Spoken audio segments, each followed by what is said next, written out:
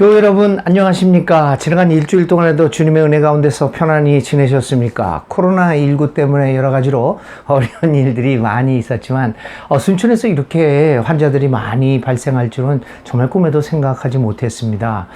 청정구역이라고 생각을 해서 상당히 안심을 하고 있었는데 이렇게 갑자기 늘어나게 됨으로써 우리 모두가 긴장하면서 한 주일을 살아가게 되었습니다. 모쪼록 주님의 은혜와 보호하심이 함께 하셔서 우리 모두가 이 코로나19 위기를 잘 이기고 승리할 수 있기를 간절히 기도드립니다. 오늘 두 번째 동영상을 촬영을 하고 여러분들과 함께 나눕니다. 예수님의 비유, 두 번째 비유를 함께 나눠보려고 합니다. 오늘 우리가 읽을 말씀은 마태복음 22장 1절부터 14절에 나와 있는 비유입니다. 1절부터 14절까지 있는 말씀은 여러분들이 한번 성경을 참조하면서 읽어보시고 저는 이 시간 다만 22장 14절에 있는 말씀만 한 구절만 나누어 보도록 하겠습니다. 부름받은 사람은 많으나 뽑힌 사람은 적다라고 하는 말씀입니다. 오늘 우리가 생각해 보려고 하는 예수님의 비유는 무엇보다도 어떤 왕이 큰 잔치를 벌이고 사람들을 초대하였던 그 사건을 다루고 있습니다. 왕이 어떤 사람들을 초대를 합니다. 그러나 첫 번째 초대를 받은 사람들은 왕의 부름에 응하지 않고 이런 이유, 저런 이유를 대면서 초대를 거절합니다. 장사도 해야 되겠고 밭에서 일을 해야 되겠고 또 누가복음에서는 결혼도 해야 되겠다라는 여러 가지 이유를 들어서 왕의 잔치 초대를 거부하게 됩니다. 그러자 왕이 다른 사람들이 처음 부름받은 사람들이 거부를 하자 다른 사람들을 지금까지 초대해 본 적이 없는 사람들을 초대하게 됩니다. 그래서 잔치집이 가득 차게 되었습니다. 잔치 장소에 나가본 왕은 그 손님들 가운데 예복을 입지 않은 사람들을 있음을 발견하게 되고 그 사람들을 종을 시켜서 쫓아내게 추방시키고 말았다. 그러면서 그 비유의 결론은 부름을 받은 사람은 많았지만 뽑힌 사람, 선택받은 사람은 적었다 하는 것으로 이 비유를 마치고 있습니다. 오늘 우리들이 생각해 볼 내용은 바로 이 비유입니다. 이 비유는 여러 가지 면에서 우리들에게 여러 가지 다양한 질문을 자아내게 만듭니다. 첫 번째 여기에서 등장하는 인물인 첫 번째 부름을 받은 부류의 사람들. 그 사람들은 왜 초대를 거부했을까? 그것도 다른 사람이 아닌 왕의 초대를 거부했을까 하는 문제입니다. 여러분 어떻게 생각하십니까? 만약 여러분들이 어떤 왕이 귀한 분이 여러분들을 초대했다고 한다면 그 초대를 감히 거절할 수 있겠습니까? 아니 어쩌면 우리들은 그 초대가 오기를 기다리고 있을지도 모릅니다. 그런데 이 사람들은 어떻게 해서 왕이 초대를 했는데 이 초대를 감히 거부할 수 있었을까요? 여러 가지 이유들이 있습니다. 그런데 생각해 보면 이들이 내세우고 있는 이유라는 것이 그다지 중요한 것이 아닙니다. 마태복음에서는 밭을 사러 갑니다. 밭에서 일을 하러 갑니다. 장사를 하러 갑니다. 또 결혼을 하러 간다고 그렇게 이유들을 대지만 그 이유들이 실질적으로는 왕의 초대라고 하는 그 무거움에 비해서는 그리 중요한 이유들이 아닙니다. 왕의 초대라고 하는 아주 무거운 의미를 가지고 있는 이것을 거부할 만한 더 중대한 이유가 있어야 하겠는데 그들이 내세우고 있는 이유는 그다지 귀중한 중요한 이유가 아닙니다. 그렇다면 무엇 때문에 이들은 어떻게 해서 이 왕의 초대를 거절하게 되는 것입니까? 이유를 생각해 보면 한번 우리의 상상력을 동원해서 잠깐 그 이유에 대해서 한번 생각해 보면 어떨까요?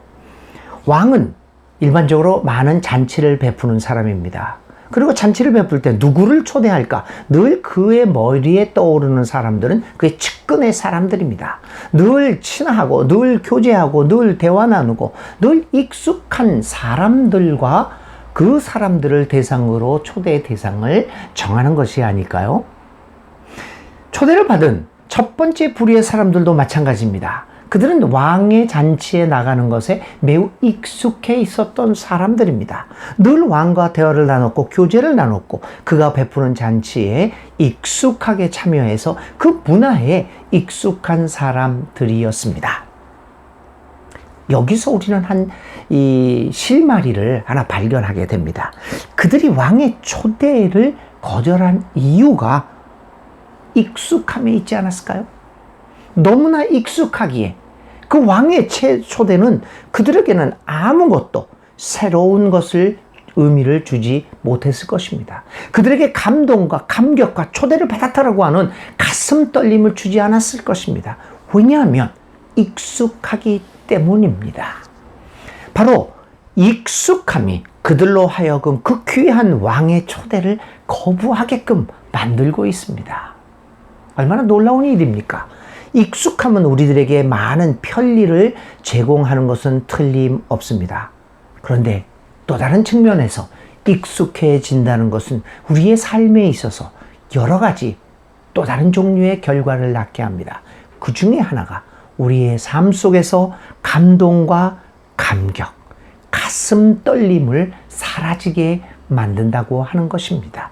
익숙해졌기에 이제 더 이상 나의 가슴을 박동시키지 못합니다. 나의 가슴을 뛰게 하지 못합니다. 그 익숙해진다는 것은 좋기는 하지만 그 익숙함은 이처럼 우리의 삶에서 많은 경우 감동과 감격과 가슴 떨림을 사라지게 만듭니다. 또 이 익숙함은 우리로 하여금 무엇이 가장 우선적인 가치를 갖고 있는가를 망각하게 만듭니다. 가장 중요한 것은 왕의 초대에 응해서 그 왕과 교제를 나누고 왕과 대화를 나눈 것임에도 불구하고 그들은 그러한 가치관에 너무나 익숙해져 있기에 왕과의 만남이 뭐가 그리 귀중한 것인가 라고 하는 것에 의문을 제기하고 거기에 우선적인 선택을 하지 않고 있다고 하는 것입니다. 이런 익숙함으로 말미암아 첫 번째 부류의 사람들은 왕의 초대를 거부합니다. 코로나19 사태 이후에 한국교회의 민낯이 그대로 드러나고 있었습니다. 과연 우리는 무슨 생활을 하고 있었는가? 교회를 다니면서 어떤 일들을 하고 있었는가? 라고 하는 것들을 그대로 드러내 보여주었던 것입니다. 어쩌면 코로나19는 우리로 하여금 신앙에 익숙해져 있는 우리들의 적나라한 모습을 그대로 드러내 주었다고 하는 것입니다. 우리는 오랫동안 신앙생활을 하고 교회 생활을 해서 교회에 너무나 익숙해져 있습니다. 교리에 익숙해져 있습니다. 신앙의 행위에 익숙해져 있습니다. 이런저런 일을 하는 데 있어 너무나 익숙한 전문가들이 되었습니다. 너무나 익숙해져 있기 때문에 어느덧 우리의 마음속에서는 예수님을 공경하는 것, 예수님을 믿는다는 것, 하나님을 믿는다는 것에 대하여 점점 감격이 사라지고 말았습니다. 그리고 오히려 우리는 예수님을 믿고 예수님을 따라가고 예수님을 닮아가고 그 마음을 담고 예수님을 따라가면서 예수님을 살아야 한다는 가장 중요한 가치를 뒷전에 두고 다른 것들에 장사하는 것, 밭 사는 것, 결혼하는 것, 부수적인 가치관에 더 우선순위를 두었던 모습이 아닌가라는 것을 돌아보게 만듭니다. 사실 예수님을 따른다고 하는 것은 예수님을 살아간다는 것이 우리의 믿음의 가장 큰 목적이고 우선적 가치가 되어야 합니다. 하나님 나라를 살아가는 것, 그것이 믿음의 가장 중요한 가치관입니다. 그런데 그것에 우리는 너무나 익숙해져 있다고 생각합니다. 우리는 신앙의 전문가라고 생각합니다. 그래서 우리는 하나님 나라의 가치인 정의, 평화, 생명에는 관심이 없고 다른 것들에 대한 관심으로 온통 우리의 시선을 돌리고 있습니다. 어떻게 하면 교회를 안정시킬 것인가? 어떻게 하면 교회를 성장시킬 것인가? 내가 어떻게 하면 그 공동체에서 가장 중요한 위치를 차지하고 영향력을 발휘할 수 있을 것인가? 내가 어떻게 하면 빨리 장로가 될 수 있을 것인가? 안수집사가 될 수 있을 것인가? 권사가 될 수 있을 것인가? 그러한 일들에 우리는 우선순위를 두고 있습니다. 그렇게 함으로써 점차 정의와 평화와 생명이라고 하는 하나님의 나라는 뒷전에 밀리고 있다라고 하는 사실을 우리는 다시 한번 보지 않을 수 없습니다. 사실 예배의 문제도 바로 그렇습니다. 지금 코로나19의 상태로 인해서 우리가 모여서 기도하고 찬송하고 하는 일들이 어쩌면 다른 사람들의 생명을 위협하는 일이 되고 있는지도 모릅니다. 그래서 이러한 순간에는 좀 더 침묵하고 정부의 정책에 따라가면서 이 코로나19 위기를 어떻게 하면 함께 이겨나갈 것인가를 연구해야 됩니다. 예배가 중요한 것이 아닙니다. 예배보다 더 중요한 가치는 생명입니다. 하나님이 왜 이 땅 위에 하나님의 자리를 버리고 인간의 모습으로 오셨습니까? 인간을 사랑하셔서 인간의 생명을 구원하시기 위한 것입니다. 예배라고 하는 것은 생명을 구원받은 우리들이 하나님께 감사하여 그 하나님을 믿고자 하나님을 섬기는 행위입니다. 그러므로 생명의 가치보다 더 우선적인 것은 없습니다. 그럼에도 불구하고 우리는 이 생명과 예배 가치를 도취시키고 있습니다. 얼마나 잘못된 생각입니까? 교우 여러분, 코로나19 사태를 통하여 우리는 다시 한번 이 예수님의 비유를 생각해 봅니다. 무엇이 우선인가를 생각하게 해주는 비유가 아닐 수 없습니다. 자, 두 번째 우리들이 생각해 보아야 할 것은 이것입니다. 자, 그래서 첫 번째 부류의 사람들이 이 왕의 초대를 거부하니까 다시 다른 사람들을 초대합니다. 그래서 성전이 가득 찼습니다. 잔치집이 가득 찼습니다. 문제는 여기에서 발생합니다. 사람들이 가득 이 장소를 메웠지만 왕이 와서 보니까 그 장소에 옷을 제대로 갖추지 못하고 앉아있는 사람들을 발견하게 됩니다. 그래서 왕은 종들을 시켜서 옷을 제대로 입지 못하고 있는 사람을 쫓아냅니다. 여기서도 우리 질문이 납니다. 아니, 옷을 제대로 입고 오라고 그렇게 이야기를 먼저 했으면 다 옷을 입고 왔을 텐데, 왜 그런 광고도 제대로 하지 않은 채 옷을 제대로 입지 않고 왔다고 그 사람들을 쫓아낼 수 있는가? 그들의 잘못인가? 그것을 사전에 이야기하지 않은 왕의 잘못이 아닌가라는 생각을 갖게 할 수도 있습니다. 과연 그럴까요? 그런데 사실은 잔치에 온다는 것, 예복을 입고 온다는 것은 이미 전제되어 있는 상황이 아니겠습니까? 사실 오늘 이 비유를 통하여 우리는 깨달아야 될 부분이 바로 이것입니다. 초대는 왕의 몫이지만 거기에 걸맞는 옷을 입고 가는 것은 초대받은 우리들의 몫이라고 하는 것입니다. 초대받았다고 모든 것이 이루어지는 것이 아닙니다. 초대받은 이후에 해야 할 일이 있는 것입니다. 하나님 나라에 속하게 되었다면 그 후로 반드시 해야 할 일이 있습니다. 그것을 깨닫고 그 일을 부지런히 해나갈 때 왕의 초대는 완성되어지는 것입니다. 오늘의 비유는 그렇게 함으로써 우리로 하여금 우리의 할 일을 해야 할 것을 촉구하고 있습니다. 초대받았다는 사실이 하나에 만족하고 거기에 머물지 말 것을 강조합니다. 예복을 입고 잔치에 참여하는 것은 우리의 몫입니다. 바울도 우리가 이러한 잔치에 나갔을 때 입어야 할 옷에 대하여 이야기합니다. 로마서 13장 12절부터 14절에서 그는 이렇게 이야기합니다. 어둠의 행실을 벗어버리고 빛의 갑옷을 입자. 낮에 행동하듯이 단정하게 행합시다. 호사한 연애와 술 취함과 음행과 방탕과 싸움과 시기에 빠지지 말고 주 예수 그리스도로 옷을 입읍시다. 라고 말을 합니다. 바울에게 있어서 예수님을 믿는다고 하는 것은 이처럼 어둠의 옷을 벗어버리고 빛의 옷으로 갈아입는 겁니다.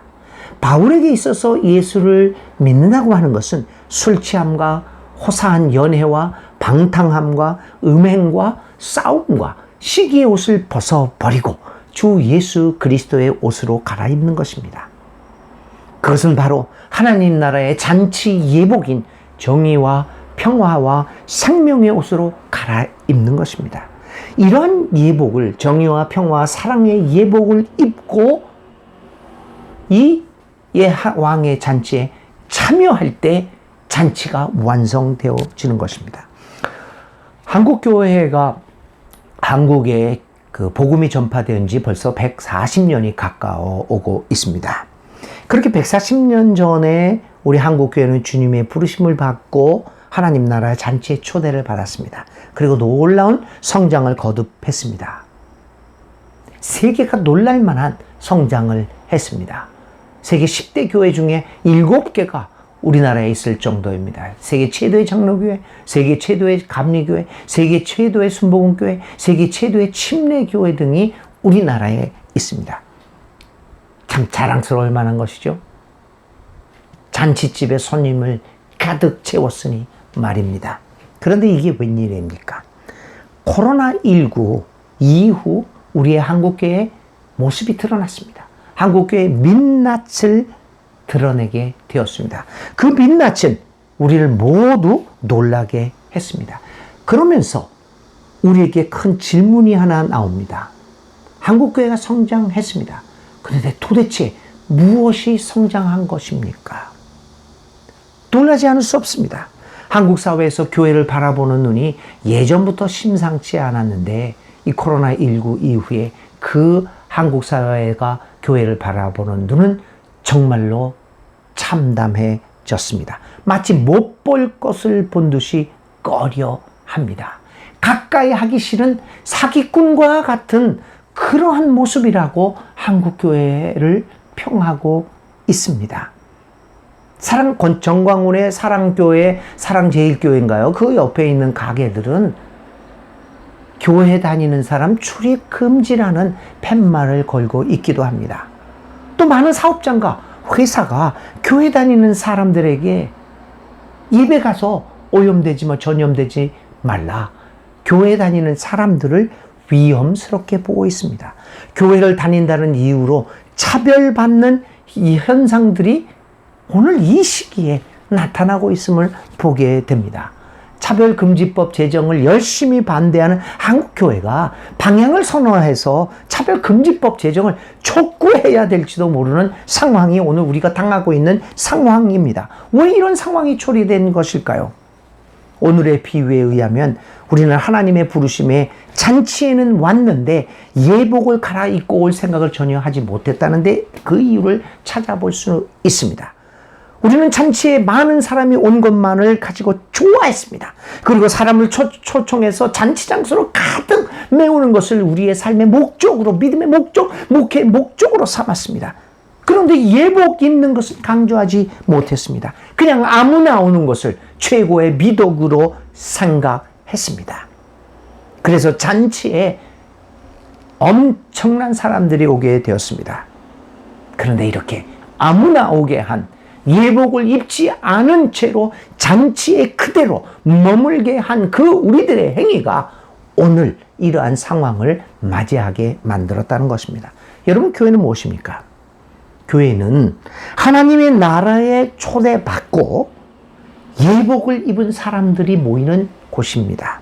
교회는 그런 의미에서 아무나 오는 곳이 되어서는 안 됩니다. 사람들로 하여금 교회에 왔으면 반드시 예복을 입게 만들어야 하는 것이 교회입니다.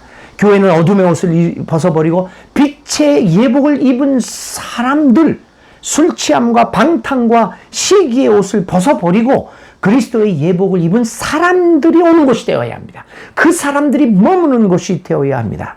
교회는 정의와 평화와 생명의 예복을 입은 사람들이 존재해 모이는 곳입니다. 그런데 우리는 교회를 아무나 오는 곳으로 만들었습니다. 그래서 사람들이 교회 안에 있으면서도 그냥 어둠의 옷을 입고 있습니다. 그냥 불의와 시기와 질투와 전쟁과 죽음의 옷을 그대로 입은 채 교회 안에서 버젓이 살아가고 있습니다. 여러분, 요즘 정광훈이 문제가 되고 있습니다. 그래서 많은 교회들이 미안합니다라고 하는 팻말을 걸고 정광훈은 우리와 다릅니다. 정광훈을 이단 규정을 하고 한국교회에서 쫓아내면 문제가 해결될 것 같다고 생각하는 사람들이 많습니다. 그런데 그게 그렇지 않습니다. 정광훈은 혼자가 아닙니다. 문제는 한국교회의 절대 다수가 정광훈과 같은 생각을 하고 있다는 것입니다.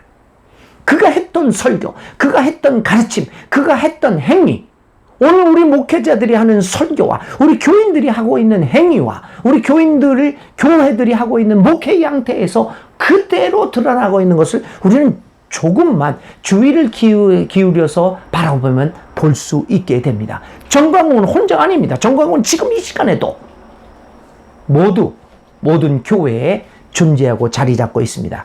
그래서 우리들은 오늘 미안합니다라고 하는 팻말보다는 내가 정광훈이었습니다 라는 회개와 더불어 우리의 목회와 우리의 설교와 우리의 성경의 가르침, 우리의 신앙을 뒤집어보는 그런 회개운동이 일어나야 합니다. 그 이유는 이러한 정광훈이 우리 교회 전체를 거의 많은 부분에 정광훈의 존재가 있게 만든 이유는 우리가 교회를 아무나 오게 만들어 놓은 결과입니다. 여러분, 교회는 아무나 오는 것이 아닙니다. 교회는 예복을 입은 사람들이 머무는 곳입니다. 만일 예복을 입지 않은 사람이 있다면 어떻게 해야 될까요? 예복을 입게 하든지 아니면 잔치장소에서 뽑아내야 합니다. 잔치장소에서 쫓아내야 합니다. 그런 의미에서 교회는 안으로는 폐쇄적인 공동체가 될 수밖에 없습니다. 그러나 교회는 밖으로는 열려진 공동체가 되어야 합니다. 모든 사람들을 향하여 차별 없이 하나님의 사랑을 외치고 그 하나님의 사랑을 전하고 포용하고 그들로 하여금 정의와 평화와 생명의 예복을 입도록 만들어야 합니다. 코로나19는 우리에게 새로운 교회가 무엇인가를 생각하도록 만들었습니다. 교회에 대하여 새로운 정립을 하도록 요구하고 있습니다. 과연 교회는 무엇입니까? 코로나19는 우리로 하여금 잘못된 교회에서 탈출을 하라고 요구하고 있습니다. 정의와 평화의 생명의 옷을 입지 않고 있는 교회, 그리고 전혀 옷을 갈아입을 생각조차 하지 않고 있는 교회에서 여러분 탈출할 것을 요구하고 있습니다. 왜냐하면 그 교회에 남아있는 것은 결국에는 하나님으로부터 추방당할 가능성이 있기 때문입니다. 이렇게 그런 교회에서 탈출을 하고 그리스도의 예복을 입은 교회, 하나님의 신비 앞에 고개를 끄덕이는 감동과 감격이 있는 교회, 정의와 평화와 생명의 하나님 나라의 가치의 삶을 내맡기는 교회, 생각만 해도 내 가슴이 뛰고 감격과 감동이 있는 교회를 만들 것을 요구하고 있습니다. 오늘 이 비유는 강력한 메시지를 우리에게 주고 있습니다. 예복을 입지 않으면 잔치집에서 쫓겨날 수 있다라고 하는 매우 무서운 메시지를 우리에게 주고 있습니다. 사랑하는 교우 여러분, 이제 말씀을 맺습니다. 이 잔치집 비유는 참으로 우리에게 중요한 메시지를 주고 있습니다. 예복을 갈아입으라고 이야기를 하고 있습니다. 익숙함에서 벗어나서 감동과 감격이 있는 신앙생활을 할 것을 우리에게 요구하고 있습니다. 아무쪼록 코로나19의 위기가 우리 교회들로 하여금, 우리들로 하여금 이러한 새로운 교회, 하나님이 원하시는 그 잔치집을 만들어갈 수 있는 기회가 될 수 있기를 간절히 바랍니다. 코로나19를 잘 넘겨서 하나님 나라, 정의와 평화와 생명의 하나님의 나라를 이 땅 위에 일으켜 나가는 진정한 하나님의 교회가 또 그 일에 참여하는 여러분들이 될 수 있기를 바랍니다. 우리 다음 주에 또 예수님의 비유 3번째를 가지고 반갑게 만나볼 수 있기를 바랍니다. 하나님의 은혜가 함께 하시기를 바랍니다. 감사합니다.